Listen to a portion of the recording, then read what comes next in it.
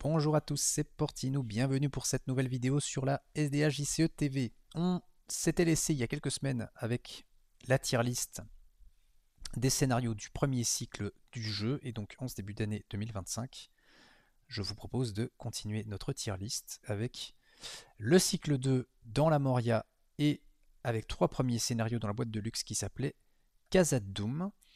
Et on va commencer tout de suite avec le premier scénario qui s'appelait Dans le gouffre noir. Il n'y a pas grand chose à dire sur ce scénario. Euh, c'est un scénario de début de cycle. Il est là pour un petit peu reprendre ses habitudes sur le jeu. Rien de particulier qui se passe. J'ai juste un petit regret sur le design de la quête. En fait, on va avoir besoin d'explorer dans l'ordre 3 lieux. Donc la porte Est, la première salle, et puis le pont de Khazad-dûm pour passer la première étape de quête. Et quand on va arriver à la deuxième étape de quête, on va révéler un ennemi par joueur du deck de rencontre. Enfin, on va aller le chercher. Et il y a deux manières de passer la quête. Ça, c'est une bonne idée sur le cycle 2 sur plusieurs scénarios. Soit on met les marqueurs de progression de manière classique, 11 marqueurs, soit on tue tous les ennemis en jeu. Mon regret, c'est que le premier lieu actif qu'on met en setup en jeu, c'est la porte Est qui nous dit qu'on ne peut pas engager intentionnellement le combat avec des ennemis. Et on ne fait pas de test d'engagement. Donc en fait, tous les ennemis au début du jeu, ils restent en zone de cheminement. Le problème, c'est que entre ce moment-là et le moment où on arrive sur la quête qui nous dit qu'on peut avancer en tuant tous les ennemis, on est obligé d'explorer deux autres lieux. Ce qui fait que le soufflet retombe. Quand l'étape 2 arrive, les ennemis, vous les avez déjà tués.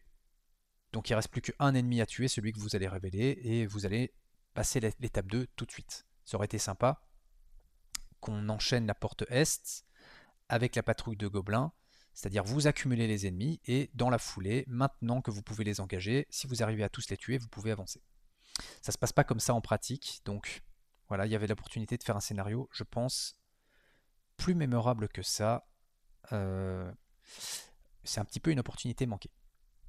Alors on va commencer avec le cycle 2 à se fâcher avec les traîtrises. On va tomber sur des infamies comme sombre et abominable, infliger un point de dégâts à chaque personnage incliné. 2 si le lieu actif est obscur, et je pense que vous avez compris que la majorité des lieux sont obscurs. Le piège soudain, le premier joueur doit défausser un personnage qu'il contrôle engagé dans une quête si possible, cet effet ne peut pas être annulé. Ces deux traîtrises sont infâmes, mais on peut s'y adapter quand on sait qu'elles existent. Donc sombre et abominable, si vous comptez sur vos alliés pour aller en quête, par exemple, vous n'allez pas voyager vers les lieux obscurs. Vous allez trouver une manière de vous débarrasser des lieux obscurs différemment. On nous donne la torche des cavernes comme attachement, qui nous permet justement d'éviter cette saloperie-là. Le piège soudain, pareil, on peut s'y adapter, en tout cas pour l'effet une fois révélé, parce que quand vous savez qu'il existe, vous évitez de partir en quête uniquement avec des héros, vous allez au moins envoyer un allié. Donc il y a moyen de s'adapter à cette traîtrise. Par contre, évidemment, l'effet d'ombre du piège soudain est infâme. Défausser le personnage défenseur. Donc à moins d'avoir des annulateurs d'ombre, vous n'allez jamais défendre avec des héros sur ce scénario. Et alors si le piège soudain qui est en un exemplaire tombe au mauvais moment, c'est-à-dire quand c'est le sabreur gobelin qui vous attaque, hein, l'attaque devient sans défense, ça fait une attaque sans défense à 5, vous allez probablement perdre un héros dans la foulée. Donc ça peut très mal se mettre. Euh, Maintenant, ça ne va pas sortir à chaque fois, donc il y a vraiment une combinaison piège soudain sabreur gobelin sur le scénario qui est dégueulasse. Mais une fois qu'on a dit ça, je trouve que le scénario il est pas si mauvais que ça. Je vais le mettre en B, il n'est pas mémorable, il a des traîtrises qui sont infâmes mais auxquelles on peut s'adapter. Voilà, il aurait peut-être fallu faire un autre enchaînement entre la porte Est et l'étape 2 de quête pour que le scénario soit un petit peu plus mémorable. Le septième niveau. Le septième niveau, c'est un scénario que j'ai joué un nombre incalculable de fois pour une raison très simple, c'est que c'est un scénario en multi qui va extrêmement vite. On le termine souvent en 3 tours, voire même en 2 tours. Il suffit de quêter pour gagner la partie. Et c'est un scénario qui a comme particularité d'avoir énormément d'ennemis. Si je regarde la répartition du deck de rencontre, vous voyez qu'on a 19 ennemis, 7 lieux et 8 traîtrises. Donc plus de la moitié du deck de rencontre est composé d'ennemis. C'est un petit peu la particularité, et la plupart de ces ennemis sont des petits ennemis qui tapent pas fort. On n'a pas de traîtrise dégueulasse sur ce scénario, donc il manque peut-être un petit peu de challenge pour que le scénario soit mémorable. Si je parle de la version cauchemar pour moi est un excellent scénario, justement parce que elle rajoute cette couche de challenge, et le scénario est tout à fait fair, donc il va pas vous faire il va pas vous poignarder dans le dos avec des traîtrises complètement what the fuck. Donc le 7ème niveau, je le mets en B pour la version normale, comme je dis.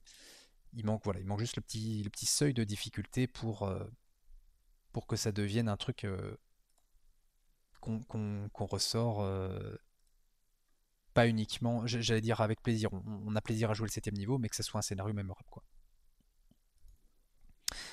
Fuir la Moria, le troisième scénario de la boîte de luxe, c'est un scénario qui fonctionne comme l'avant-dernier scénario du cycle 8 pour les joueurs de l'édition révisée. Donc vous avez un deck de quêtes que vous allez mélanger et vous révélez les quêtes au fur et à mesure. Il y a deux manières de terminer le scénario. Il y a une première façon qui est de récupérer dans le deck de rencontre les outils abandonnés, ici. Et en fait, si vous arrivez à récupérer les outils, vous avez une étape de quête qui vous dit que en phase de restauration, vous inclinez le personnage, enfin le héros à qui vous avez attaché les outils, pour mettre un marqueur de progression sur la quête. C'est la seule façon de la faire avancer. Et quand vous arrivez à le faire 4 fois, vous avez gagné la partie. L'action de s'incliner pour mettre des marqueurs n'est pas limitée. Donc si vous arrivez à mettre ça sur un héros que vous redressez, vous pouvez mettre plusieurs marqueurs par tour. Donc c'est très souvent ce que vous allez faire, et typiquement en 2 tours, vous avez passé cette étape. Ce qui est bien, c'est que les outils abandonnés, vous pouvez les révéler naturellement du deck de rencontre, ou alors vous pouvez les révéler via une autre étape de quête. Si vous arrivez à mettre des marqueurs dessus, vous allez chercher les outils abandonnés dans le deck de rencontre ou la pile de défausse de rencontre, donc ça c'est très bien vu. Et alors il y a une autre façon de terminer le scénario, c'est avec l'étape de quête bloquée par l'ombre, qui vous dit qu'une fois qu'elle est révélée, vous pouvez choisir de défausser la première carte du deck de rencontre. Si c'est une traîtrise, vous êtes éliminé. Sinon, vous pouvez maintenir l'étape de quête, et si vous mettez les 9 marqueurs, vous avez gagné la partie. Donc cette étape-ci ne nécessite pas d'aller chercher les outils abandonnés.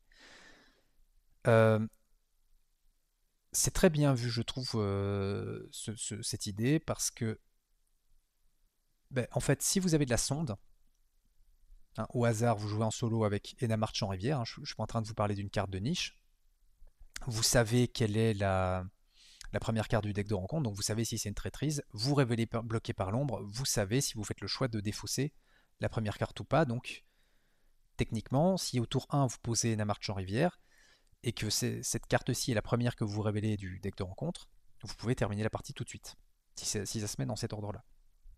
Mais ce qui est vraiment bien vu, c'est qu'on vous dit, si vous choisissez pas de défausser la première carte du deck de rencontre, vous remettez cette carte en dessous du paquet de quêtes et vous révélez la suivante. Donc en fait, vous n'êtes pas pénalisé si vous ne sondez pas, c'est juste une option supplémentaire fournie, offerte aux joueurs, et il n'y a pas de malus derrière. Donc ça c'est du très bon design, je trouve. De la même façon qu'il y a une des étapes de quête qui vous permet d'aller chercher de regarder les deux suivantes et d'en choisir une des deux pour avancer. Donc en fait, le deck de quête il tourne très bien. Les outils abandonnés, quand on n'a pas de sonde, on arrive à les mettre en jeu très facilement. Le deck le scénario est bien foutu. On retrouve notre fameux piège soudain et notre fameux sombre et abominable qui peuvent venir vous ruiner, mais ici aussi on peut s'y adapter. On peut s'y adapter si on n'a pas d'annulateur. Donc les lieux obscurs, il n'y en a que 3 ici. Les autres ne sont pas obscurs. Donc c'est un point de dégâts à tous les personnages inclinés. Bon, ça, il y a moyen de s'adapter. Euh, et alors, le piège soudain, ben pareil, hein, il y a de nouveau un ennemi qui peut vous faire un sale combo. Notez que cette fois-ci, c'est à 4 dégâts si vous vous retrouvez avec une attaque sans défense. Donc en fait, je trouve que le scénario, ça va. Euh, manque peut-être, voilà, il y a peut-être ces petits problèmes de traîtrise qui sont pas tip top. Mais pour le reste, il se joue très bien. Donc, fuir la Moria. Je vais le mettre en B également. Les 3 scénarios de la boîte, je les considère comme moyens. Ils se jouent tout à fait et je ne veux pas passer une mauvaise soirée quand je tombe sur un de ces scénarios-là. Alors, on arrive sur les paquets aventure avec la porte de Rubicorne, qui est un scénario que beaucoup de joueurs détestent, qui se passe dans les montagnes du Caradras. Et c'est pas mon cas, moi je le déteste pas en fait. Une fois qu'on sait ce que fait le scénario, donc c'est un scénario qui va attaquer la volonté des personnages, qui va essayer de vous ralentir, hein. Thématiquement c'est bien vu.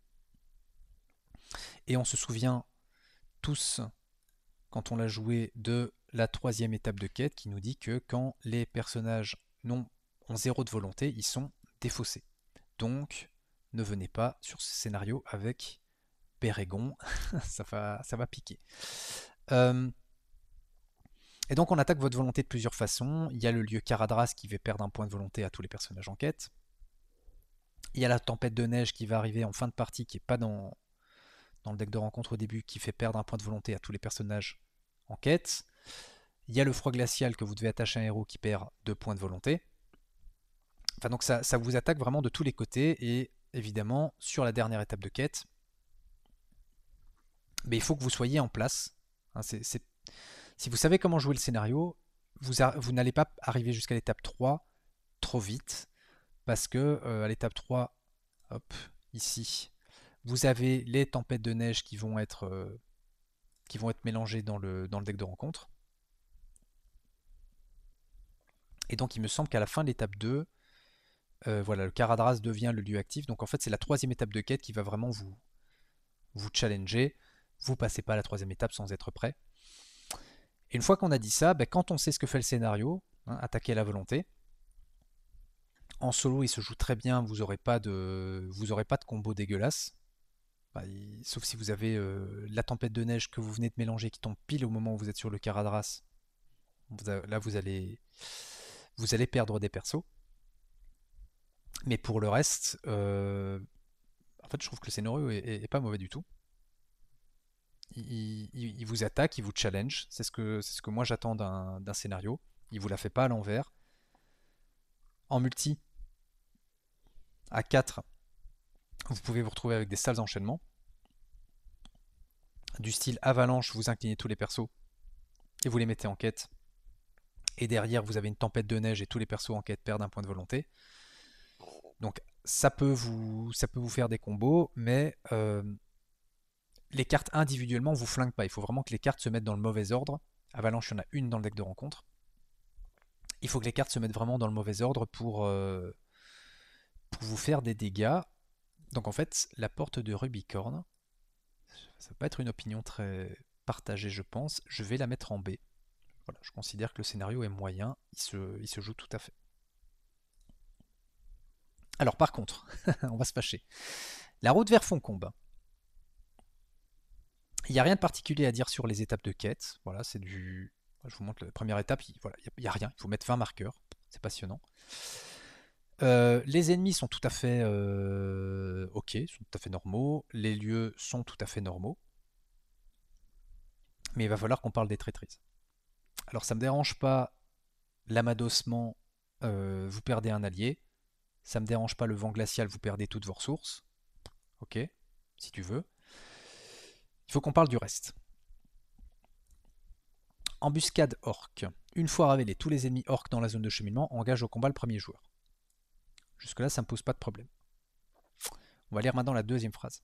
S'il n'y a pas d'ennemis orcs dans la zone de cheminement, renvoyez dans la zone de cheminement tous les ennemis orcs de la pile de défauts de rencontre si possible. On va compter. Il y a un orc, il y a 6 orcs, il y a 8 orcs, il y en a 12, il y en a 15 et il y en a 19. Il y a 19 ennemis orques dans le scénario. Cette carte vous dit, vous renvoyez jusqu'à 19 ennemis d'un coup en zone de cheminement. Donc quand elle arrive en fin de deck de rencontre, bah, ça fait mal. Donc je l'ai eu, hein, j'ai renvoyé 15 ennemis en zone de cheminement grâce à cette carte. Et c'est pas un truc complètement improbable évidemment. Il suffit que l'embuscade orc soit en fin de deck de rencontre et vous l'avez dans l'os. Et le pire, c'est que ça a renfort. Donc vous venez de mettre 15 ennemis en zone de cheminement et renfort derrière. Comme si ça suffisait pas. Il faut qu'on parle également de poursuite nocturne. Une fois révélé, le premier joueur choisit entre infliger un point de dégâts à tous les alliés en jeu et ça gagne renfort. Parce que bon, un dégât à tous les alliés en jeu, c'est pas suffisant, donc il faut que ça ait renfort. Ou alors tous les ennemis engagés au combat avec les joueurs effectuent immédiatement une attaque si possible.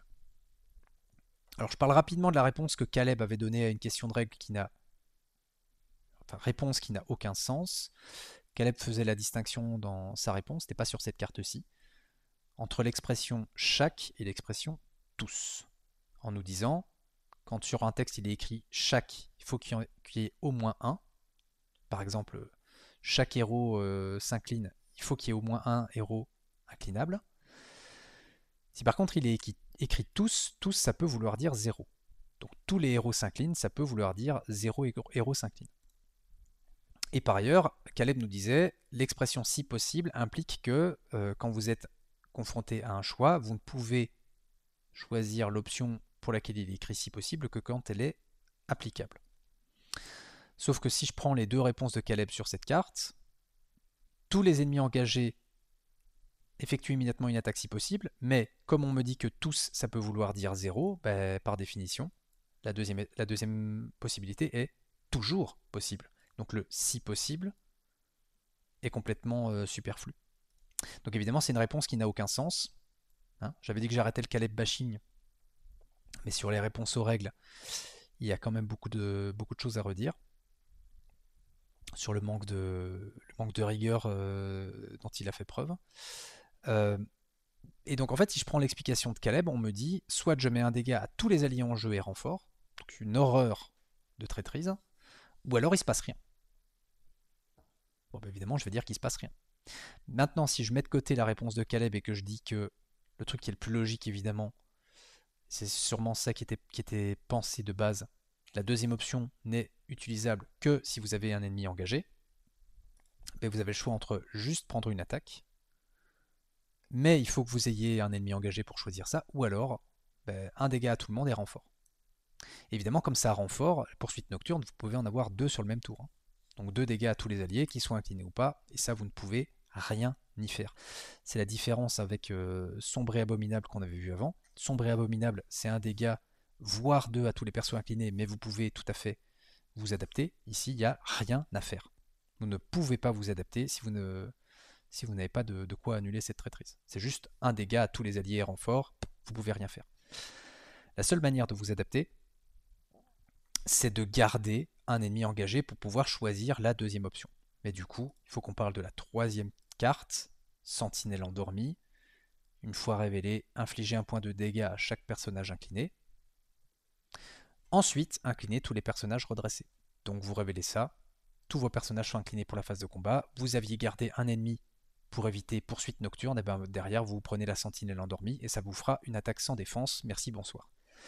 Ou alors vous avez l'ombre, qui est très sympa, vous ne l'avez pas révélé la sentinelle endormie, mais vous avez gardé un ennemi, donc à tous les tours vous avez une ombre, et ombre, le joueur en défense doit défausser tous les personnages inclinés qu'il contrôle. Vous perdez probablement au moins les 3/4 de votre board quand vous avez cette ombre. C'est du design de pingouin, je pense que vous avez compris. Ça vous fait quand même 7 cartes infâmes dans le deck de rencontre. Donc la route vers Foncombe, ça va en D et ça y reste. Merci, bonsoir. Si vous avez besoin de papier pour alimenter vos barbecues, vous pouvez tout à fait utiliser les cartes de ce scénario. Alors, le guetteur de l'eau. Le guetteur de l'eau, c'est un scénario que j'ai un petit peu du mal à classer parce que une fois qu'on est lancé dans la partie, le scénario il est pas mal du tout, il fonctionne bien. Il y a deux manières de terminer le scénario. C'est soit de tuer le guetteur de l'eau, donc qui est devant les portes de la Moria, hein, sachant qu'il va se régénérer à tous les tours et que tant que ses tentacules sont en jeu, on ne peut pas lui mettre de dégâts. Ou alors, enfin on peut pas l'engager intentionnellement en combat en tout cas.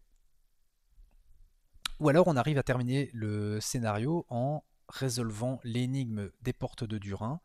On défausse des cartes de notre main, on défausse la première carte du deck de rencontre, et si la première lettre de la carte du deck de rencontre correspond à la première lettre d'une des cartes qu'on a défaussées, on gagne la partie. Ce qui est sympa, encore une fois, c'est que si vous avez de la sonde, vous savez quelle est la première lettre de la carte que vous défaussez, donc vous pouvez potentiellement gagner la partie. Comme ça, c'est une. Plus vous êtes nombreux à table, plus vous avez de probabilité d'avoir une carte dont la première lettre correspond. Il faudrait comparer à quel point ça fonctionne bien en français euh, par rapport à l'anglais, parce que quand vous avez des cartes qui commencent par W en français, c'est compliqué. euh, mais c'est très sympa, encore une fois, d'avoir permis d'avoir ces deux manières de terminer le scénario. Les tentacules euh, sont très méchants, notamment quand le tentacule frappant attaque, défausser la première carte du deck de rencontre. Si cette carte a un effet d'ombre ou est un ennemi tentacule, l'attaque est considérée sans défense. Lui, il attaque à 4. On aime bien vous faire des sans défense sur ce cycle-là. Euh, mais voilà, le scénario, il est tout à fait ok, mis à part voilà, peut-être le tentacule frappant qui est un petit peu trop punitif. Mais il a un gros problème, ce scénario, c'est sa mise en place. Mise en place, une fois révélez des cartes du deck de rencontre et placez-les dans la zone de cheminement jusqu'à ce qu'il y ait au moins X de menaces dans la zone de cheminement. Pourquoi est-ce que c'est un problème? On vous demande de révéler les cartes du deck de rencontre. Donc révéler les cartes du deck de rencontre, ça veut dire que les traîtrises, il faut les révéler. Et le problème, c'est que vous continuez à faire ça tant qu'il y a au moins X de menaces dans la zone de cheminement.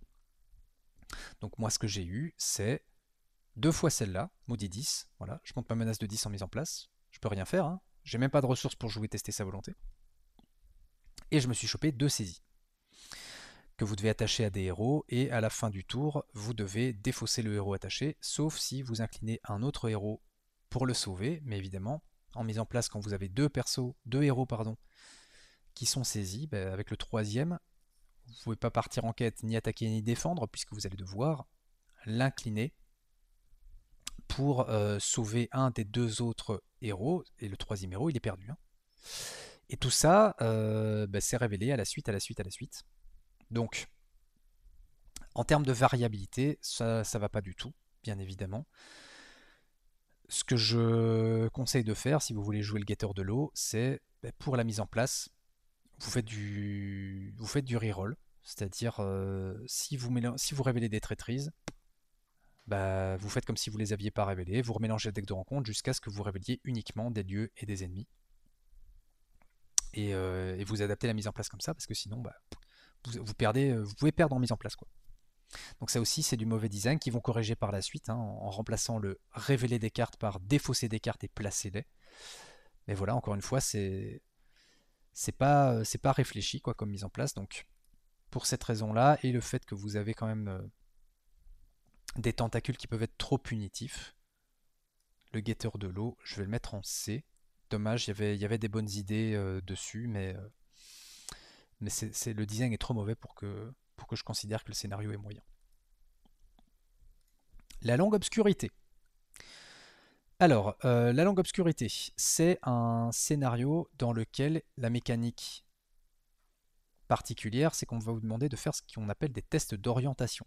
Des tests d'orientation, ça implique que, quand on vous demande de le faire, vous défaussiez des cartes de votre main, et ensuite, pour chaque carte que vous avez défaussée, vous défaussez une, enfin vous pouvez le faire une par une, hein, vous pouvez les défausser une par une, et à chaque fois, défausser une carte du deck de rencontre. S'il y a le terme réussi en bas à droite de la carte de rencontre, vous réussissez le test d'orientation. Sinon, vous pouvez continuer jusqu'à temps que vous avez des cartes à défausser. Vous n'êtes pas obligé de continuer. Mais sinon, vous ratez le test si vous n'arrivez pas de cette manière-là à défausser une carte avec le mot-clé réussi. Enfin, c'est pas un mot-clé, mais le mot réussi. Et le problème ici, c'est encore une fois un problème de design pour moi. Parce que, regardons les cartes où il est écrit réussi. Alors quand vous ratez le test d'orientation, il y a des conséquences, et notamment que vous devez déclencher tous les effets perdus en jeu. Comme ici, perdu, renvoyer les 2 premiers ennemis gobelins de la pile de défausse de rencontre en zone de cheminement si possible. Le problème de design pour moi, c'est que, regardez, les cartes où il y a le mot-clé réussi, c'est les cartes où il y a le perdu. Donc là, réussi perdu, réussi perdu, réussi perdu, avec des effets perdus qui peuvent être sympas comme incliner tous les persos. Donc là, vous n'avez pas envie de rater votre test d'orientation. Ici, réussi, mais c'est là qu'on vous demande de faire un test d'orientation. Donc, la plupart des cartes avec le mot réussi sont également les cartes qui vous pénalisent si vous ratez le test. Pourquoi est-ce que ça me pose problème? Parce que si on vous demande de faire un test d'orientation et qu'il n'y a pas d'effet perdu en jeu, il y a rarement de grosses conséquences. Mais paradoxalement, dans ces cas-là, s'il n'y a pas d'effet perdu en jeu, ça veut dire qu'il y a beaucoup de réussite, donc vous avez de grandes chances de réussir le test d'orientation, qu'il y a peu de conséquences.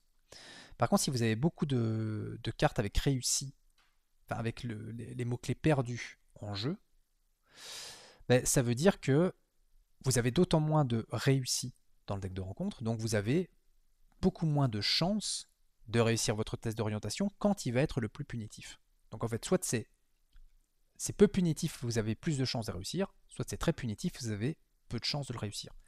Gros problème évidemment d'équilibrage et de design. Et notamment, vous avez cette carte en 4 exemplaires, l'atmosphère viciée.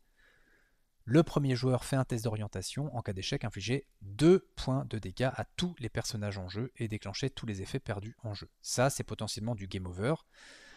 2 dégâts à tous les persos, hein. Redressé, incliné, allié, héros, tout le monde. C'est quand même, je trouve, très problématique. Surtout quand vous regardez combien il y a de cartes avec réussi. Donc si je fais les comptes, là il y en a 3, 5, 7, 9. Il y en a 13, il y en a 14. Il y a 14 cartes avec le mot réussi. Dans un deck de rencontre, vous pouvez voir de 59 cartes. Ce qui veut dire que vous avez... Alors notez que si on vous demande de faire un test d'orientation, souvent ce sera via atmosphère viciée, donc vous avez une carte de moins. Donc en fait, vous avez moins d'une chance sur 4 que la carte que vous défaussiez et le mot-clé réussi. Donc les probabilités de réussir un test d'orientation sont assez faibles. Vous tombez sur une atmosphère viciée, j'espère que vous avez beaucoup de cartes à défausser de votre main, parce que soit vous perdez votre main, soit vous perdez la partie, soit les deux. Voilà, c'est très mal designé. L'idée était sympa, des tests d'orientation, mais c'est juste que, encore une fois, voilà, c'est la finition qui va pas du tout. Il fallait mettre plus de réussi, il fallait les mettre sur les autres cartes que sur les cartes perdues. Donc au final, la langue obscurité, c'est très bancal. Ça va aller en C parce que paradoxalement, il y a pire.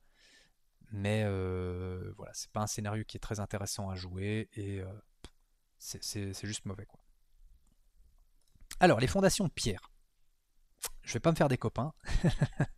C'est un scénario que beaucoup de joueurs trouvent très bon, voire même c'est un excellent scénario pour certains.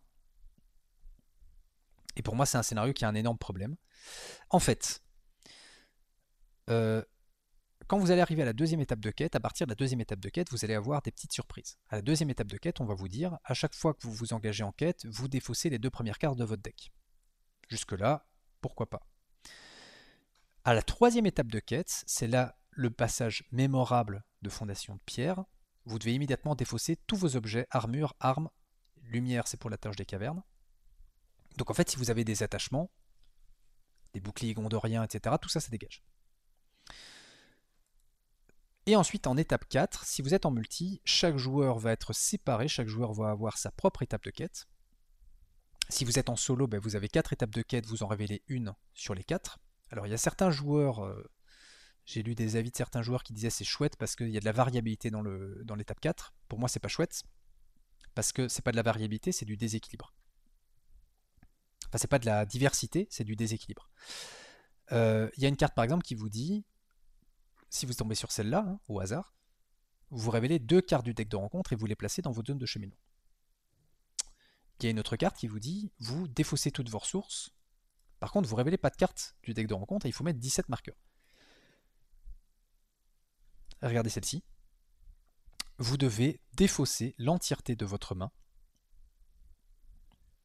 Vous révélez 2 cartes du deck de rencontre et vous les placez dans la zone de cheminement. Alors comparez simplement ces 2 étapes de quête s'il vous plaît.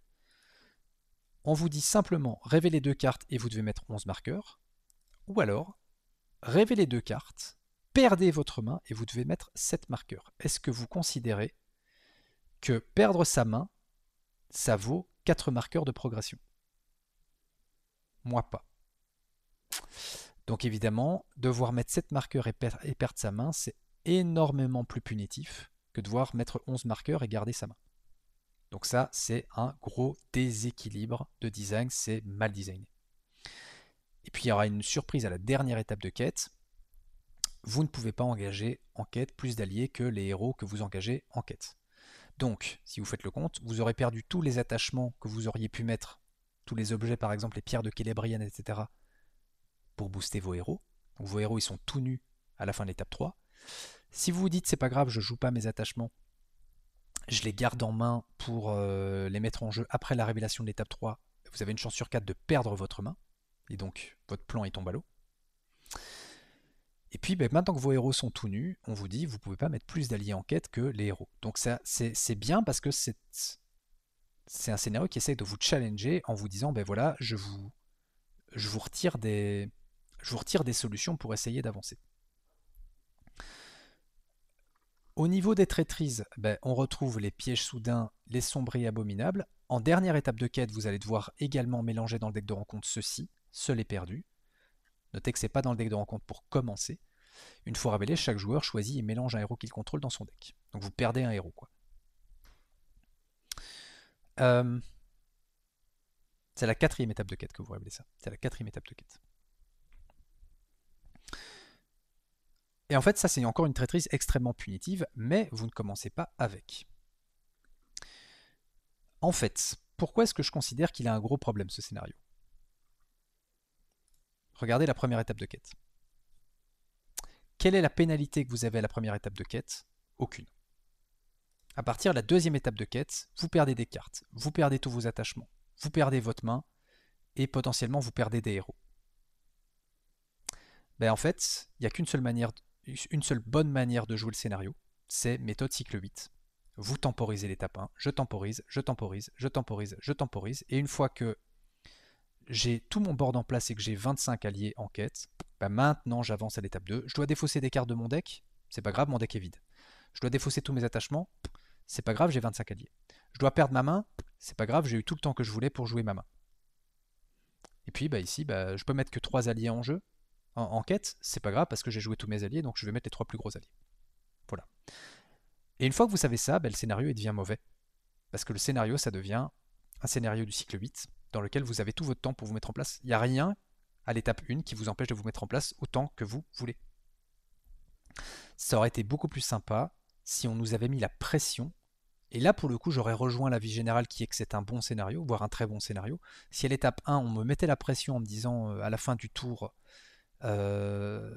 répartissez 2 dégâts parmi vos héros, par exemple, là je dis, ok, on me met un chrono, il faut que j'avance, il faut que j'avance, il faut que j'avance. Et, ou alors un truc du genre, vous mettez un dégât sur vos héros et les héros peuvent pas être soignés, quelque chose comme ça, mais qui m'oblige à avancer rapidement. Et là, je sens vraiment la pression. Ici, il n'y a aucune pression à l'étape 1, donc si je joue le scénario comme ça, c'est juste pas intéressant. Donc Fondation de Pierre, ça aurait pu être un excellent scénario, mais en l'occurrence, je vais pas me faire des copains, c'est un mauvais scénario pour moi, parce qu'on me permet de me mettre en place et donc de complètement cheeser le scénario. Et je ne dois pas employer un deck particulier pour faire ça. Je peux faire ça avec n'importe quel deck, je dois juste temporiser, quoi. Et on arrive au dernier scénario du coup du cycle 2, l'ombre et la flamme, qui est un scénario qui fait dans la subtilité, puisque on va avoir le fléau de Durin à affronter, 1 de coups d'engagement, 6 d'attaque, 27 points de vie. C'est quoi le but du scénario? C'est tuer le fléau de Turin. Et vous commencez à 0 de menace, mais donc à partir du tour 2, le fléau de Durin est considéré engagé au combat avec chaque joueur. Il va attaquer chaque joueur à 6 à tous les tours. Et il va potentiellement taper plus fort, puisqu'il a une épée enflammée dans le deck de rencontre, qui lui donne plus 3 d'attaque, donc il va potentiellement se retrouver attaqué à 9. Si vous n'arrivez pas à annuler l'effet une fois révélé, bah c'est fini, hein. Vous ne savez plus retirer l'épée d'aucune façon, donc il va taper à 9 jusqu'à la fin de la partie. Donc bonne chance, même avec un Bérégon.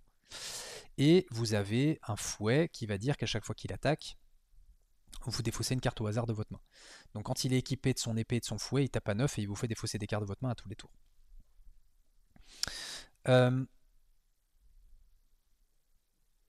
C'est un scénario que je trouve tout à fait juste, parce que il vous la fait pas à l'envers, il fait ce qu'il a dit. Il vous dit, dès la mise en place, voilà, vous allez affronter le Balrog, et le Balrog il va vous mettre sur la gueule. Et une fois qu'il vous a dit ça, le scénario, bah, il fait ce qu'il a dit, quoi. Donc le Balrog, il vous met sur la gueule, et c'est ça le scénario. Et les traîtrises sont des traîtrises auxquelles on pourrait s'attendre. Le fléau de Durin, donc le Balrog se soigne, le Balrog vous fait une attaque, évidemment. Le Balrog gagne plus 3 d'attaque. Voilà. Donc en fait, vous allez, voilà, c'est un duel contre le Balrog finalement le scénario, et il faut progresser, il faut lui retirer ses points de vie pour gagner la quête, mais c'est à peu près tout. C'est vraiment centré autour du Balrog. Rien de plus, rien de moins. Il y a une manière de cheeser évidemment le scénario, comme il a un coût d'engagement de 1, bah vous jouez Galadriel, ou vous jouez Frodon Commandement, ou vous jouez Nori. En gros, vous jouez des héros qui vont vous permettre de rester à 0 de menace à tous les tours. Le fléau de Durin, du coup, sera à 1 et vous êtes à 0. Et vous vous mettez en place tranquillement de cette manière-là. Mais évidemment, là, vous contournez un petit peu l'idée du scénario qui est de vous frotter au fléau, quoi. Il lui manque juste peut-être un peu plus de variété, je pense, pour être un bon scénario. De la même manière que l'évasion de Dol Guldur, par exemple. Ici, c'est un petit peu trop, justement, centré sur le fléau de Durin. Il se passe rien d'autre. Le reste des ennemis, finalement, bah, ils sont là sans être là. Les lieux font rien de particulier. La quête ne fait rien de particulier. Donc c'est vraiment juste le fléau de Durin. Et donc, pour cette raison-là, l'ombre et la flamme, je vais le mettre en B. Voilà, le scénario ne vous... C'est vraiment un scénario pour les sadomaso, hein, donc il est très difficile. Si vous le jouez à la régulière, je veux dire, hein, si vous ne faites pas du Galadriel et compagnie. Il est potentiellement très difficile, mais d'un autre côté, il n'est pas injuste. Et malgré ça, bah, il a rien de... qui vous fait un petit peu sortir de la routine du duel avec le Balrog. Donc toutes ces choses-là prises en compte, je considère que c'est un scénario relativement moyen. Donc, si on fait les comptes sur ce cycle 2, bah, vous voyez que je mets 5 scénarios comme étant moyens, dont le premier et le troisième de la boîte de luxe qui baisserait d'un cran si j'étais un peu plus regardant sur le design des traîtrises. Donc ils sont entre B et C, je vais dire. Vous avez 3 scénarios que je considère mauvais, même si je sais que pour le Fondation de Pierre, j'ai pas un avis. Mon avis ne représente pas celui de la majorité, mais bon, je pense avoir argumenté d'une manière cohérente sur la raison pour laquelle je considère que le scénario est mauvais. Et puis bah, il y a une infamie, hein. La route vers Foncombe avec des traîtrises qui sont ni faites ni à faire. Donc voilà, donnez-moi votre avis dans les commentaires sur le classement que je viens de donner. Dites-moi si vous avez des gros désaccords. On se retrouvera très bientôt pour le cycle 3 avec, on l'espère, un peu plus de scénarios en A et en S que sur ces premiers cycles. D'ici là, prenez soin de vous, jouez bien et à très bientôt. Salut, salut!